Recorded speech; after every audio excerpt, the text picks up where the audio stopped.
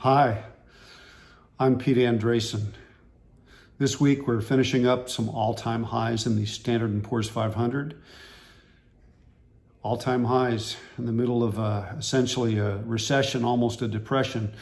Thanks to the Federal Reserve, we're hitting those all-time highs, which just goes to show you never quite know what the stock market's going to do. I find myself thinking that before the end of this year, unless the Federal Reserve really intervenes strongly, we may see some weakness going into the presidential elections and perhaps even beyond. But today's discussion is going to review the fact that that's probably not permanent. The big topic today is Warren Buffett, one of our great investors. He's going to turn 90 this Sunday on August 30th. And we can learn a lot from this man. He's made billions of dollars for his clients and billions of dollars for himself. And the most fascinating aspect of this is that he made 84% of it after he turned 65. I'm very interested in this because I'm 65. My intention is to keep working. My intention is to keep growing my clients' wealth and to keep growing my own wealth, of course. But there's a big lesson there. And that is that he made 85% of his billions of dollars of wealth after the age of 65. Patience, discipline, courage, it all played into that. But here's another thing about Warren Buffett that people don't know. He lives in Omaha, Nebraska, and he lives quite modestly.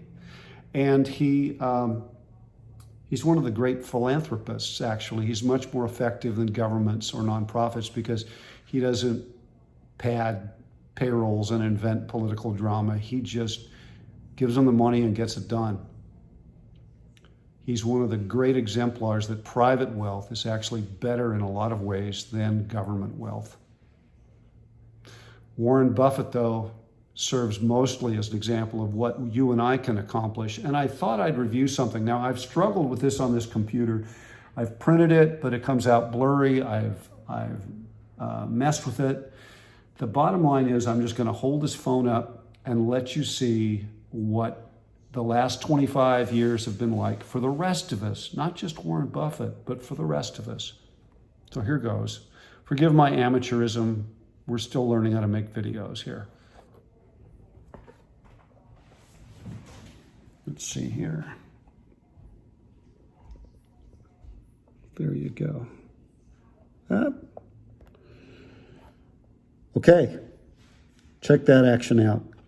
Basically, if you invested in Dodge & Cox Balanced Fund, or not Dodge & Cox Balanced Fund, Dodge & Cox Stock Fund, you made 960% in 25 years. If you invested in First Eagle Global, you made 914%. If you invested in the Standard & Poor's 500, you made 833%.